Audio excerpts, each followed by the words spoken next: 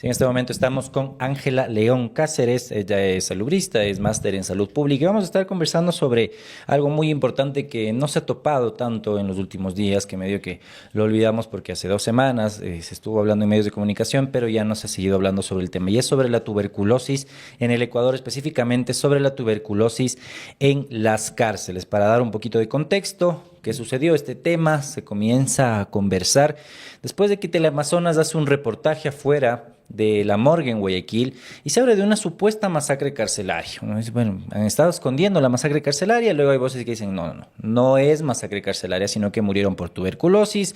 Luego el ministro de Salud dice, no murieron por tuberculosis, sino que murieron por otra cosa, pero tampoco murieron por masacre. Entonces hay total incertidumbre de lo que está pasando en las cárceles en este momento. Primero, bienvenida, Ángela, muchas gracias por estar en este espacio de BN.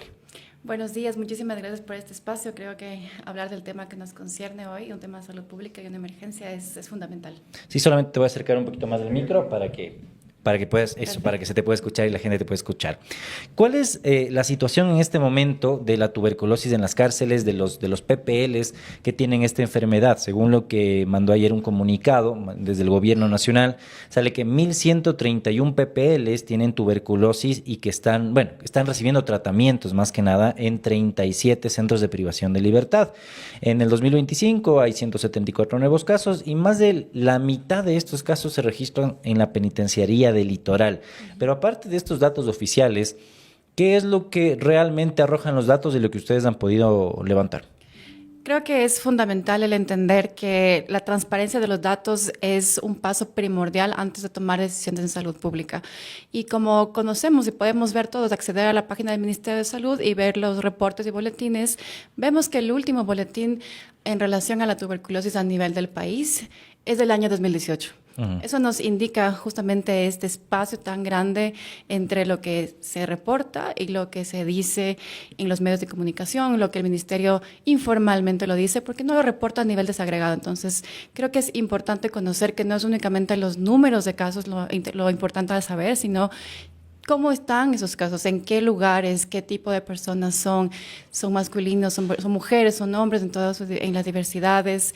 ¿Qué edad tienen? ¿Qué otras complicaciones de salud? Y creo que es fundamental transparentar esa información y tener acceso a la información pública reportada del Ministerio de Salud para poder comprender cuál es la dinámica específica de la situación y de la enfermedad per se, sabiendo justamente que transparentar la información nos permite tomar acciones inmediatas y como trabajar conjuntamente para poder presentar una solución al respecto. ¿Y quién sería, digamos, que el responsable o los responsables de que, justo lo que tú nos dices, este último reporte o informe ha sido en el 2018 en el gobierno de Lenín Moreno y que hasta ahora no se haya actualizado, más da el Ministerio de Salud a nivel micro? ¿Quiénes tienen esa responsabilidad? La responsabilidad es del Estado en transparentar la información y recolectar los datos de forma desagregada, de forma también transparente con la sociedad civil, con las familias, con la ciudadanía en general, porque entendemos que los centros de privación de libertad son un tema complejo, pero esta enfermedad es importante entender que tiene un contexto comunitario. No es únicamente que afecta a las personas privadas de libertad, sino que puede tener un riesgo de transmisión comunitaria y eso es también preocupante al entender que hay médicos, enfermeras, personal de seguridad, las familias de las personas PPLs, todas las personas que están en contacto directo tienen un potencial riesgo al estar justamente en esas condiciones. Y los datos que tenemos, que son cifras muy grandes, es difícil entender cómo pasamos a este brote de incrementar casos cada semana, cada día. Entonces, realmente yo creo que hay una no transparencia y eso no nos permite entender cómo tomar medidas inmediatas. ¿Y qué es lo que se debería hacer o cuáles son las acciones inmediatas que debería tomar tanto el SNAI, el Ministerio de Salud y las autoridades competentes en el tema específicamente de las cárceles? Porque en la penitenciaría del Litoral se han registrado 567 casos. El nuevo ministro de Salud lo que ha mencionado es un poco culpándoles a los PPLs, diciendo, a ver, es que ellos no quieren recibir el tratamiento. Y yo lo que me preguntaba la otra vez decía, a ver, se supone que los militares están dentro de las cárceles, les obligan a hacer un montón de cosas y no les pueden supuestamente obligar a hacer un tratamiento. Ahora resulta que ellos tienen libre albedrío de decir sí, tomo o no tomo tratamiento. Entonces, ¿Qué deberían hacer las autoridades competentes ante este brote de salud pública? Creo que nosotros como organización de la sociedad civil que estamos presentes en más de 75 países del mundo y conjuntamente con el apoyo internacional también hemos presentado una carta pública al Ministerio de Salud y las autoridades requiriendo justamente el primero el transparentar la información y segundo el convocar a un grupo de trabajo intersectorial en el que podamos convocar a la academia, organismos internacionales, autoridades del Ministerio de Salud Pública y otros ministerios para formar un grupo de trabajo que pueda comprender y que pueda poner una hoja de ruta clara, con presupuestos, con tiempos, para poder trabajar en la atención a esta crisis de emergencia. En lo que tú mencionas justo de la adherencia al tratamiento, hace menos de 24 horas creo que leía también un comunicado en el que se reportaba del mismo ministerio que son 3 personas que han rechazado el tratamiento. En realidad, en una crisis, creo que no podríamos decir realmente que las acciones de salud pública están conectadas únicamente al rechazo, sabiendo absolutamente que la Organización Mundial de la Salud y también los ministerios y otros países de la región tenemos estrategias comprobadas científicamente sobre cómo trabajar en un tratamiento adecuado y la adherencia al mismo a través de un acompañamiento, a través de la provisión de servicios de promoción y de prevención de salud y sobre todo de calidad y de derechos humanos. Creo que la problemática en los centros de privación de libertad en Ecuador están en los términos de la infraestructura de higiene, de saneamiento, de hacinamiento. Sabemos que hay una crisis de hacinamiento y esto es fundamental para el control también de la enfermedad porque no podemos tomar decisiones si no contamos con la información, la inversión y las condiciones básicas necesarias para poder trabajar en sistemas de salud. ¿Y entonces, si existe un método, si hay alguna organización que nos pueda dar más claridad sobre la cantidad de PPLs que han fallecido en las cárceles, al menos en este año por tuberculosis? Porque, como ya mencioné en un inicio, el nuevo ministro de Salud lo que dijo es, bueno, es que no fueron por masacre, tampoco fueron por tuberculosis, pero se murieron 7 presos de una, ¿no? O sea, como de la nada, muy coincidencialmente. ¿Cómo se puede saber si la información dentro o de las autoridades competentes no es clara?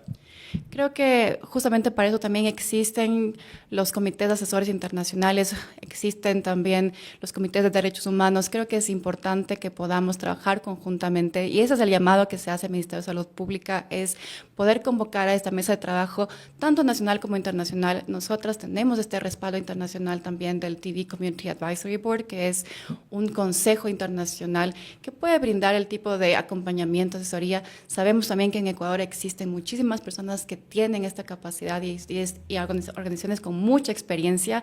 Entonces, un llamado a la acción directa, absolutamente convocar al grupo de trabajo a poder pensarlo conjuntamente, cuáles son las estrategias inmediatas y que se transparente la información. Si es que no hay la transparencia de la información y no contamos con los datos básicos mínimos en este momento y con la desagregación importante, no vamos a tomar decisiones adecuadas. Y esto es la evidencia que muestra la salud pública.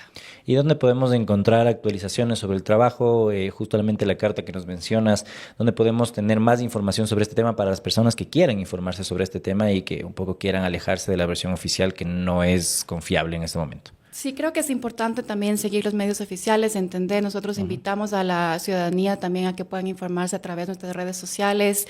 Tenemos una gran amplia red también de colegas en el Ecuador que trabajan por la defensa de los derechos humanos, que trabajan en el campo de la salud.